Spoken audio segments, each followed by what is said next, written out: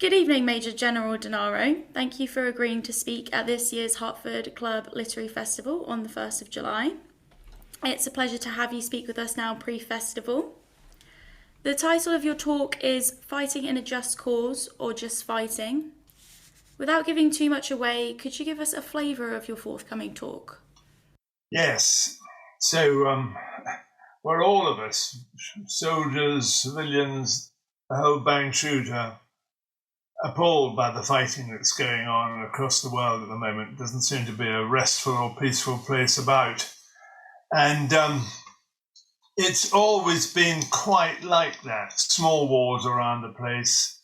But every war, every conflict results in good people and bad people dying for a cause that they are committed to, that they really feel strongly enough about, that they actually lay down their lives for it.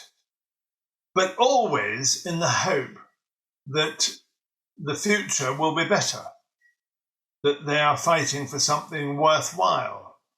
I mean, what's the point of dying if you're leaving a country that's in just as abject and poor a state as it was before you started? So that's the kind of premise about post-war resolution and post-war reconciliation. But in order to get any of that, there must be a just cause for going to war. And so just fighting, or fighting in a just cause, is something that's preoccupied me ever since I started fighting, which was quite a long time ago. And by chance, I was involved in a war that was a just war and that had a happy resolution, in that the countries now are living peacefully and prosperously together.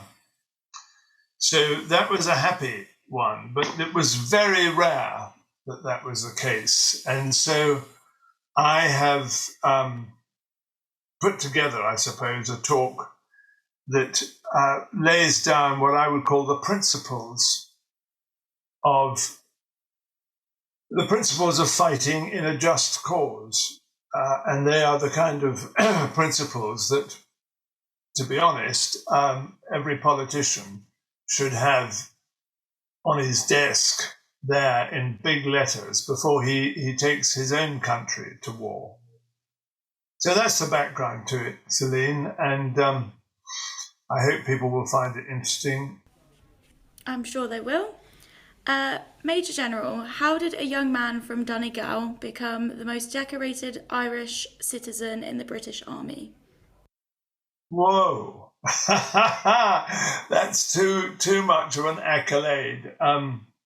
I grew up in Donegal because my father, who was an old soldier, had married a lovely girl from County Derry, in fact, which is across the border. And of course, the border is an issue at the moment too. But when he retired, we found this great house, this lovely house in Donegal, with the best view in Europe, my father always said, looking up Lough Swilly out to the Atlantic. And that's where I grew up, and heavily influenced by my father, but also by the great countryside, because Irishmen, as Henry would tell you, are good fighting men. And so those two influences are what took me into the army. But I'm absolutely not the most decorated Irish soldier around. Given the current circumstances of the world, do you think the world is a more or less dangerous place today? And what are your hopes for the future? I think, unfortunately, it's a very dangerous place at the moment. It's much more dangerous than it was, well, before February the 24th, when Putin decided to break every rule in the book and invade another country. I am concerned about, of course, about that. I'm concerned about the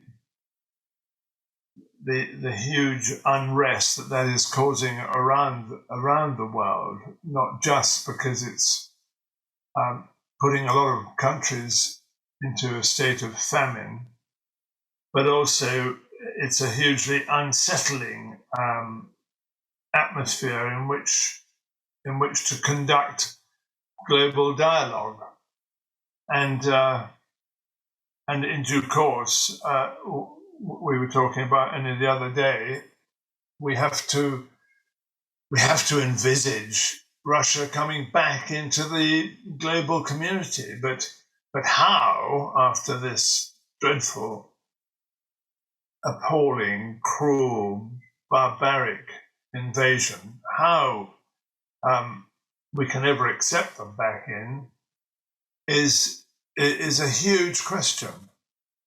One that I very much doubt will be solved in my lifetime, but it must be solved in due course. The world's got to go on. So I'm not terribly positive, not in that respect anyway. But of course, there have been some good signs, the bringing together of nations in abhorrence, really, of what has been happening.